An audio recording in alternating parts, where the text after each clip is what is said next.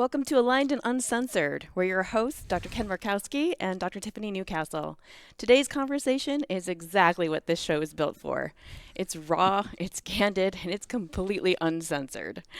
We're sitting today with Dr. Billy DeMoss for a no-filter conversation about chiropractic, the profession, friendship, and everything in between. Billy, everybody has an opinion on you, right? We either love you or we fear you. Sort of like an upper cervical adjustment, right? Like people have an opinion. Yeah. Well, fear is one thing. I guess hate's another extreme. No, too. not hate. I know, but there's certain people. Nothing but love in this room. That's right. I know that. Nothing but love. Perfect. So, the fire that you have, that Yeah. you've been passionate about your whole professional career, and then putting together various things like CalJam and things like, where's the passion, that fire continue to come from for you? I think it's just basically for my love for people and helping people. And I'm still in practice full time. And, I see people that really get resurrected through chiropractic. And, a lot of people haven't even been introduced to the fact that chiropractic could help them with their problems because I see a lot of musculoskeletal stuff in my practice, but I also see a lot of just like somatovisceral stuff. Whereas, I see a ton of kids with asthma, ear infections. I see adults with brain fog. I see people with cancer. So, I don't think people in the world understand chiropractic. And I'm currently writing a book right now, which is going to kind of take people through this journey of why they believe what they believe about chiropractic. Because I feel chiropractic, the way I use it for myself and I promote it to my patients, is that I want people to understand that chiropractic isn't a Band-Aid for your pain. It doesn't even treat asthma. What it does is it upregulates the body back to a higher level of vibration and frequency so the power that made the body can heal the body. You figure that a sperm cell and an egg cell can come together and create a human being. It goes from one cell to literally 50 trillion cells with just that innate intelligence that created this body. And I want people to understand the power that they have within so they don't succumb to all the outside in stuff, which so many people have literally been brainwashed to believe is the way, healthcare works. So, yeah. That is a huge, huge topic. We go through that in our offices, trying to connect those dots for people. I'm pretty excited to read this book that you're working on. Any idea of when it's going to be coming out or released, or are we still? Well, if I wasn't so particular about everything, I want it to be perfect, but we work on it, pretty diligently once a week, and it's basically a combination of everything I put out there as far as CalJam and all my workshops and podcasts that I've done. And it's condensed to one book. But I want people to understand, literally, the world's been dumbed down. I don't know if you guys know that, but to believe what they believe. And that's all, that's all been, predestined by the powers that be. And that's why we're living in the world that we live in right now. And I've seen people, the whole thing about COVID, which we went through that bullshit fiasco, COVID, was I think it really woke a lot of people up because in my practice now, when I see pediatric cases, it's almost across the board. And I know I track those kind of people, but nobody's vaccinating their kids anymore. Nobody's poisoning their kids. And what I've been saying, even in my workshops, is that I personally believe that vaccination is a satanic ritual that has been promoted by the upper echelon, the people that run the planet, through just extreme coercion and literally psyops and all the things that are going on in the world to get people literally to have faith in that innate intelligence in the body and inject the filth and the shit and all the stuff that's in a vaccine that literally destroys these kids' lives. Because I've been in practice 40 years. I've seen the friggin' carnage with these kids. Mm-hmm. And that's what gives me the drive to be vocal because, people go, well, vaccination isn't a chiropractic to me, I don't care if it's chiropractic or what. I'm there to save these kids because, and I've done a great job at it because in California, Orange County, where I practice, I've been just super vocal. I was doing vaccine workshops 35 years ago, and I got people to come up to me that tell me, I didn't get vaccinated because my mom didn't vaccinate me, and I'm not going to vaccinate my kid because my mom heard you speak like 25 years ago. And also I was really effective with communicating to the chiropractors in Orange County to the point where they would teach it as well, And that's how you do this thing, because we're censored across the board, right? Sure. And, And it is chiropractic. it is chiropractic, trauma, but that's one of the things I used to hear so often from people go, trauma, toxins. I know. Negative thoughts. And now we got technology, which I'll probably touch Sure. on today, which is a whole nother just toxic, interference and frequency that destroys your health. So that's what I do in my practice. I mean, you call me a mixer, whatever the fuck you want to call me. The reality, it's only one now, because you guys were betting on me.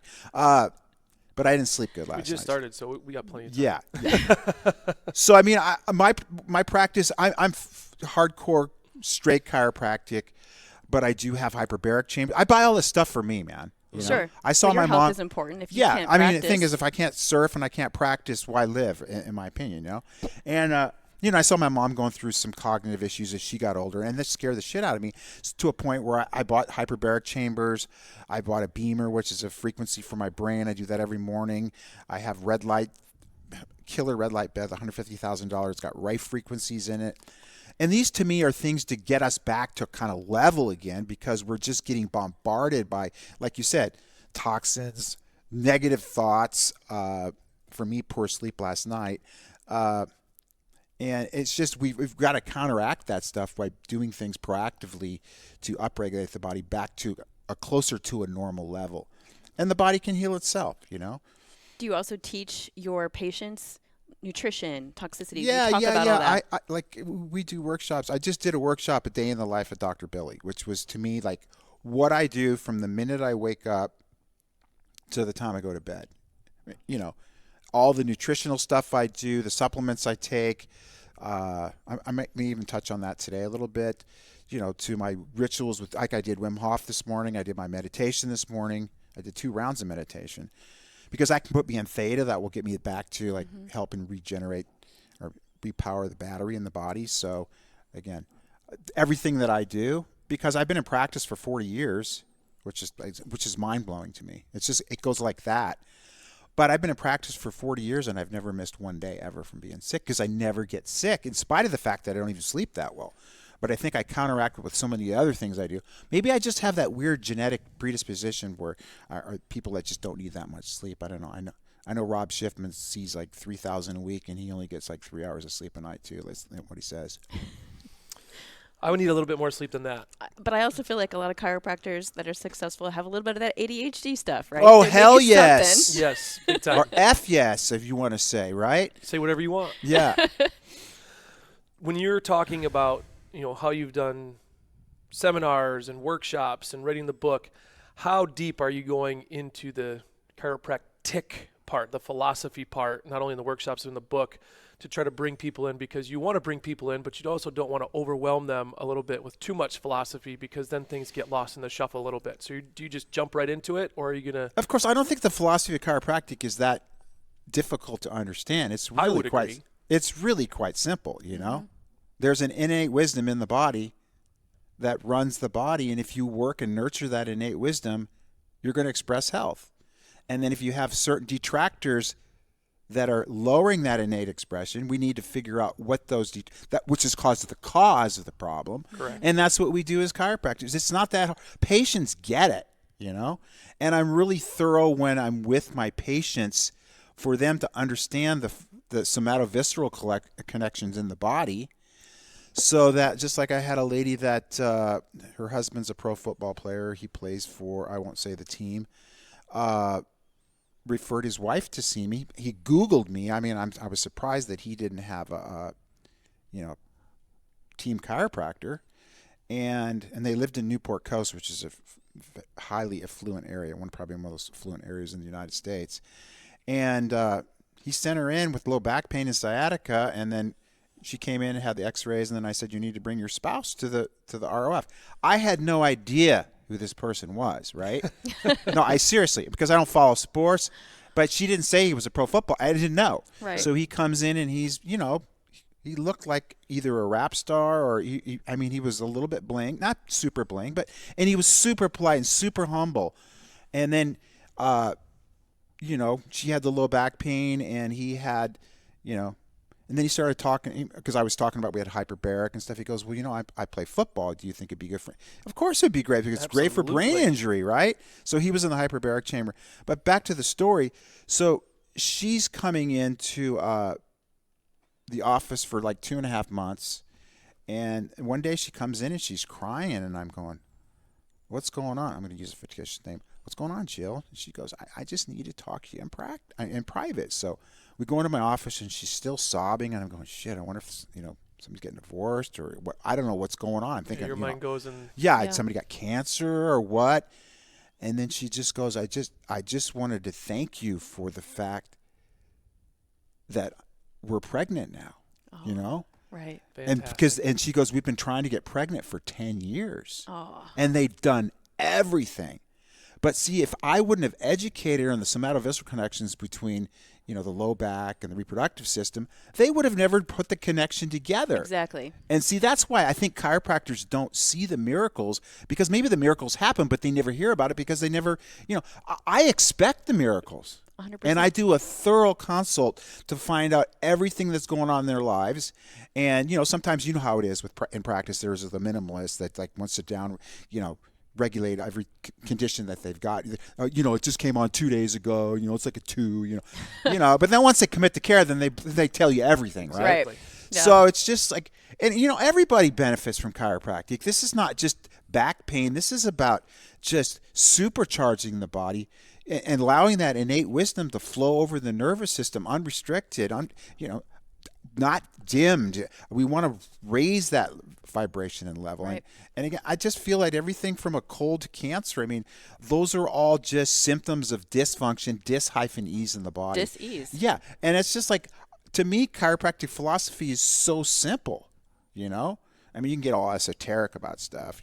I probably could get in big trouble from the fully, hardcore philosophers. But you know what? It's worked for me for 40 years, and my patients love me, and I practice with my brother. And it's just an amazing, amazing profession that we get. I mean, there's nothing like people go, when are you going to retire? I'm never going to friggin' retire. I love what am I going to do? I literally love going to my practice and being around people and hugging my patients and seeing the kids. I mean, every job has its challenges.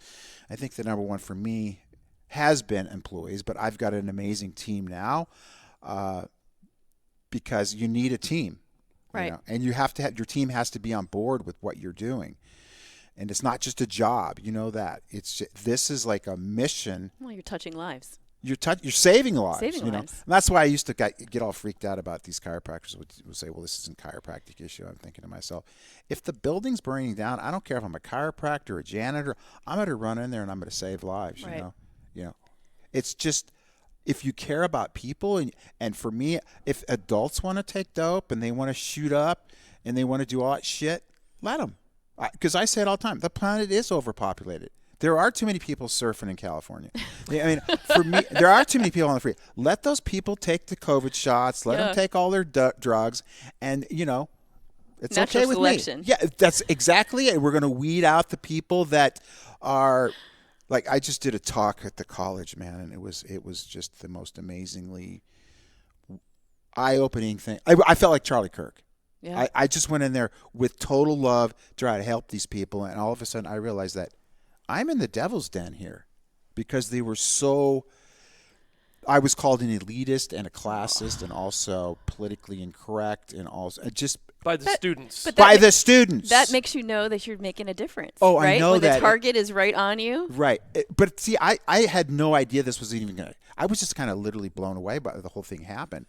And I took one of my team members, I took Mariah with me, and she was going, I couldn't believe this.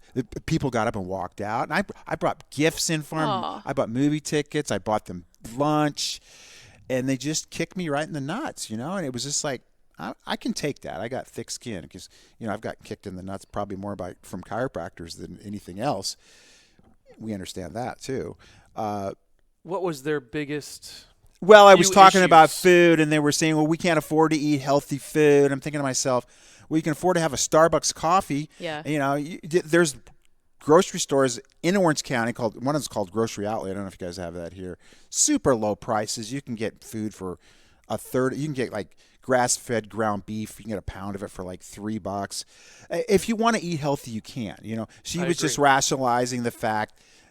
It's what you prioritize. Exactly. I mean, I'm sure they spend money on other things that are, obviously not. And it wasn't even that. I said maybe I was talking about just going for a walk on the beach and grounding yourself in the wet sand and doing some breath work and drinking more water. There were other things that I was talking about to help, them lead healthier lifestyles. But I think they just had, and then I made a big mistake. I mentioned something about Bobby Kennedy because we were talking about seed oils and artificial colors and all that shit. And, And then it became political. And then it was very political. Which to me, I mean, Bobby Kennedy's a Democrat anyways, but I guess if he's affiliated with Trump. But how is health political? It shouldn't be. Everyone wants better health. It shouldn't right? be political. They should. Unfortunately, I think in this country it's become way too political because the powers that be are setting the health standards or even what they're measuring in blood tests, how they've changed cholesterol levels. Right. I mean, we could go on and on about all these things, but it's been politicized when it shouldn't be. The human body should be as healthy as it possibly can, as natural as it possibly can, and anybody that stands in the way of that probably has some other agendas there that are not going to align. Oh, there's other agendas there. You think? There's definitely other agendas. Absolutely. Mm-hmm. What do you think is some of the biggest lies that chiropractors are kind of buying into that you see?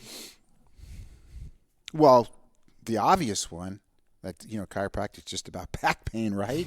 Of course. Also, why we don't take X-rays. My patients expect X-rays. Of course. And last year I found 3 cases of metastatic cancer in the spine.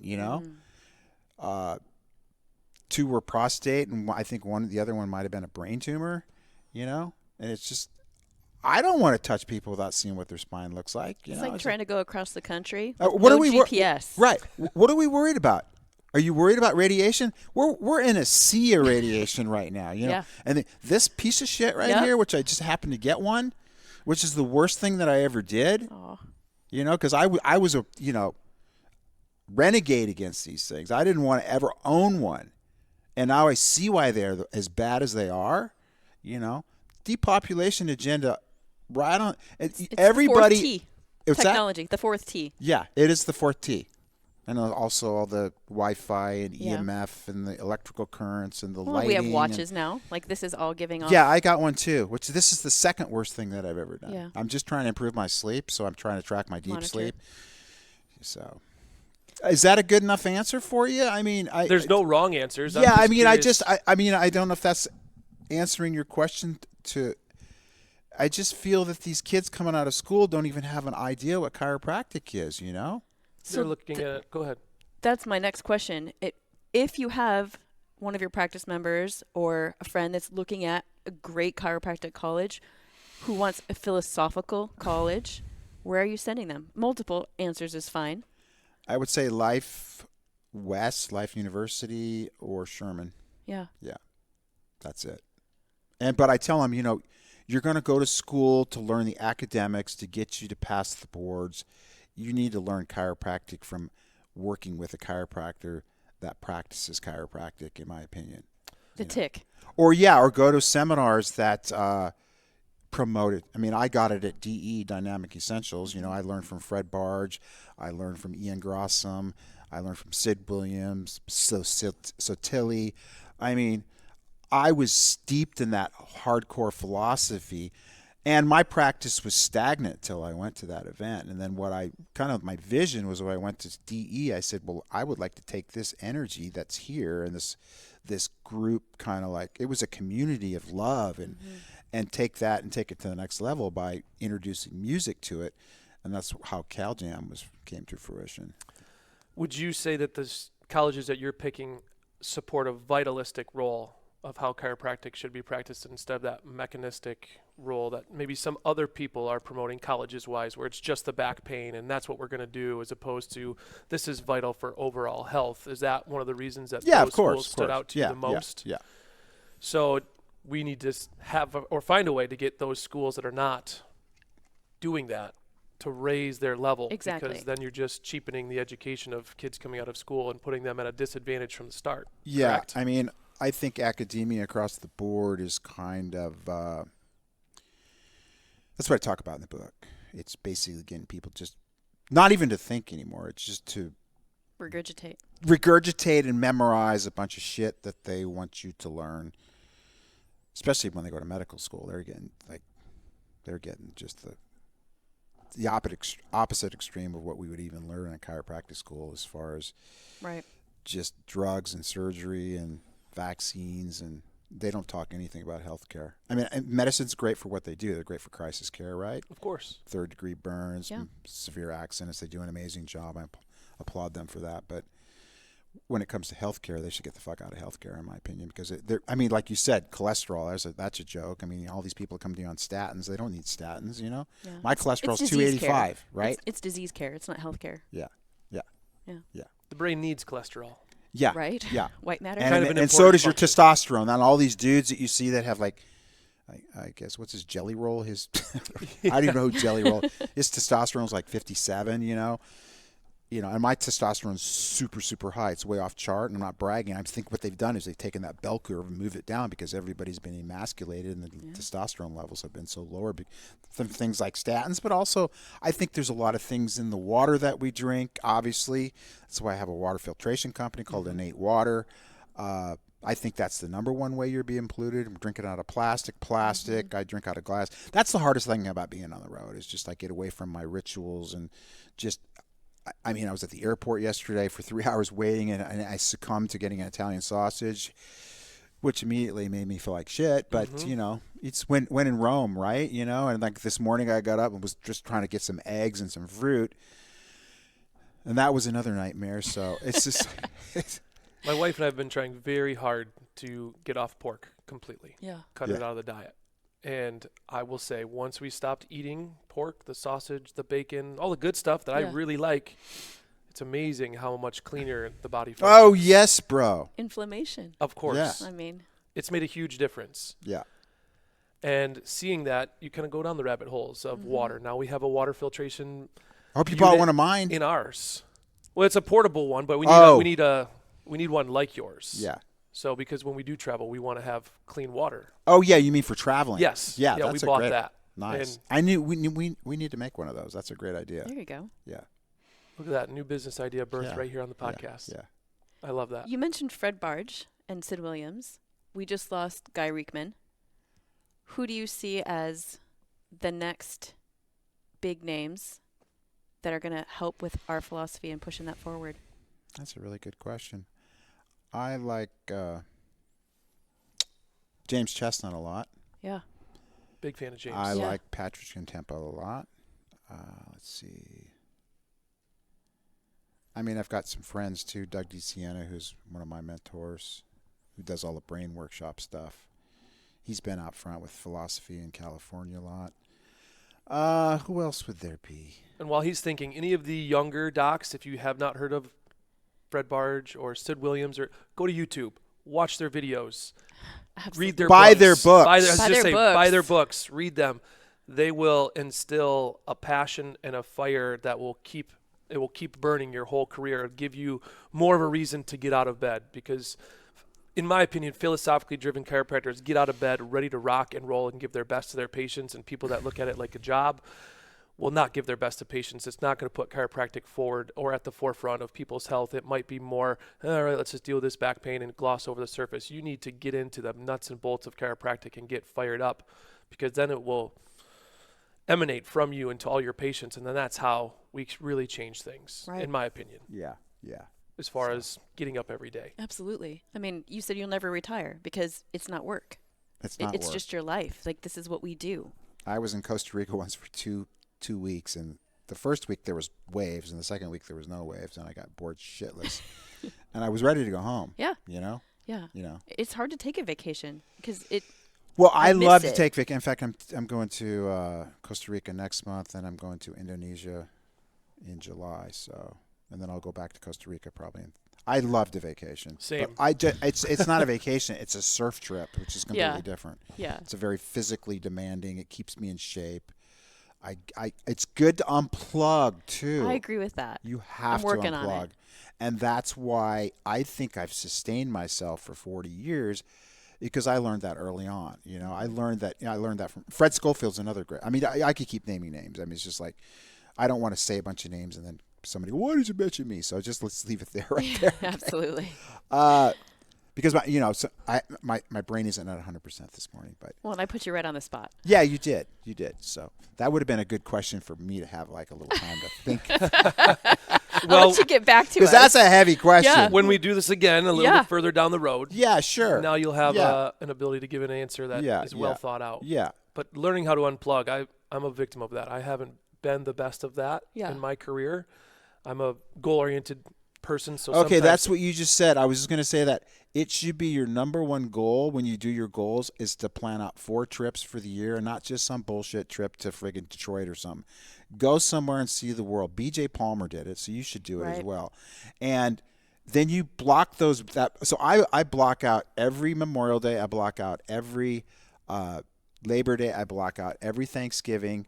Those are 3 weeks, and then I'll maybe plug in a July trip, July 4th. I usually will take a day off when we have a day off in the office. So and then but the beauty is I practice with my brother, so it's easy for me to take off. And then when he wants to take off, I cover the practice as well. Because if you don't do that at the beginning of the year, you're not going to do it. So that is the first thing you set when you goal set, in my opinion. And then, like, if you get invited to shit that you don't want to go to anyways, you know what I'm talking about? You guys know what I'm talking about? I know what you're talking about. Like baby fucking showers? A little opinionated with that. What's that? Well, Tell us how you really feel. How did dudes get suckered into that stuff? You know what I'm saying? It didn't used to be like that. No, it didn't. Okay. I mean, I get it if you want to go drink some beers with them, but I don't drink beers, so I don't drink anything. I drink water. Okay. But if you do that that way you do unplug. You have to unplug or you're going to fry yourselves. Like, that's what burnout's about, because you come back and when I go to vortexes that just really, like, I used to go to Fiji, which is a vortex. I don't go there as much anymore. I go to Mammoth Mountain a lot. See, I even do that on top of the vacations. I'll go to Mammoth. Probably this year was a shit summer or a shit winter for us. It was cold here, though, huh? Yeah. It was, like, I remember I was talking with Lisa Love, who's an amazing, I love her to death, and she puts this program on, MAC conference, and I would be in my backyard, with my board shorts on, sitting on my, patio, and it was like 85 degrees. She said, F you, Billy, it's 7 degrees here. I just got, oh my God. Yeah, but we didn't get a lot of, I've only gotten 3 days in snowboarding this year, and, I'm going to go next weekend because there's still a lot of snow. But my wife is going to love that you said take vacations. You should. Right. I'm getting better at it. I think our spouses are all about it, right? Of course. I put my head down and I just go. And I the get last it. couple years, I honestly have been feeling the burnout. It's getting to the practice and you're charged up because you're the CEO, the chief energy officer in the office. You should be leading your team. But some days I've just found myself lagging a little bit. And it's like, I really need to unplug because I know I'm not giving my best to my patients. And then their health is going to suffer because of my poor decisions. Right. And your to not health's take going to care suffer of myself. too. Exactly. Right. So we have been doing a much greater job of planning time off, vacations, getting the mind and the body right. And I'm very glad that you were putting that at your number one priority, because for me, that never would have been my number one priority. But priorities change. It's Priorities God, change. family, chiropractic, but you also got to take care of you, Of course. right? Right. So, Of course, we have to. yeah. So as you're building the reputation and you're going through all these amazing moments in your career, Cal Jam and things like that, is there one that sticks out that said that you're just really proud of how it either came together or you didn't think it would take on the life it's taken? Any projects, events, anything like that really stick out to you? Well, of course, Cal Jam was a big, big monumental. Fantastic. Yeah, it was unbelievable. I mean, to me, it was a work of art, It was choreographed beautifully. It had so much love at the event and it was, my vision, just like I said, from going to other conferences and want to make it better. We did it in a very opulent performing arts center, which, I mean, I've never been to an event at that nice of a venue. And then, we had amazing speakers. And then what I wanted to do is I wanted to not just be just chiropractic. I wanted to involve other healthcare providers and other people with philosophies, whether that we're talking about geoengineering or we're talking about fluoridation of water, because I wanted to kind of introduce those people to chiropractic at the same time, right? Joe Mercola, but he was already involved with chiropractic. But people who I know some people don't like him, like Alex Jones. So I got to rub elbows with Alex Jones, and then I got to be on a show for an hour, which to me was another big hit for me in my life. And then working with Bobby Kennedy a lot, In fact, he got the name Maha from us. I don't know if anybody knows that, because we had those hats made in 2016, I believe, for Cal Jam. And it was just because I used to take AC/DC covers, and I would transform it into, I put my head on different members of the band, BJ's head, and that was the Highway to Health album. And it's just, all these, working with Bobby and working with just all these, Russell Brand, which, again, who's gotten more into the spotlight than when he spoke with us.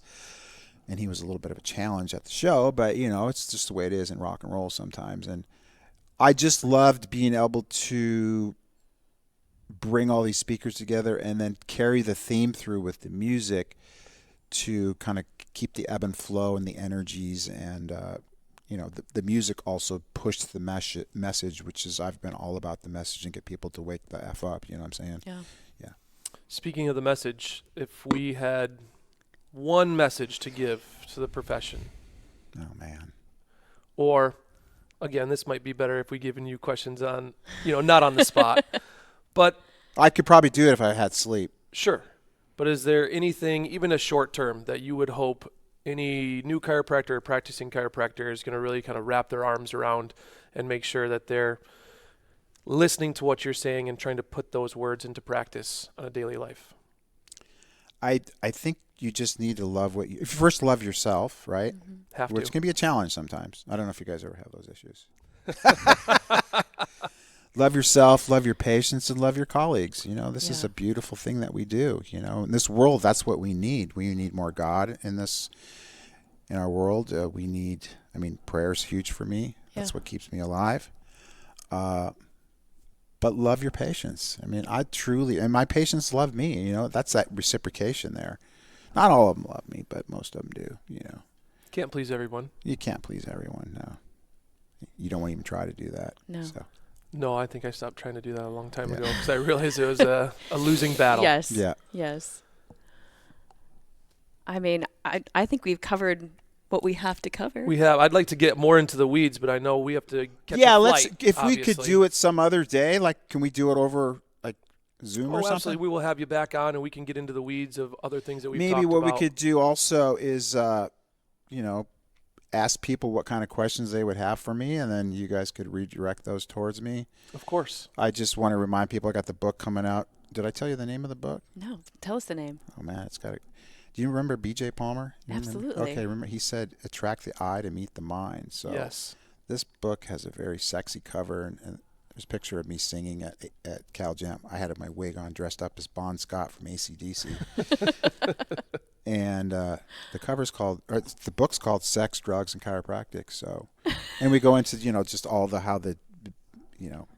we have all these issues with sexual differentiation and emasculation of males, and a lot of what we're dealing with today. Menopausal stuff and depression and all the things that we have, and then also, obviously, all the drugs that are just, we're the most drugged country on the planet. And when can we expect the book?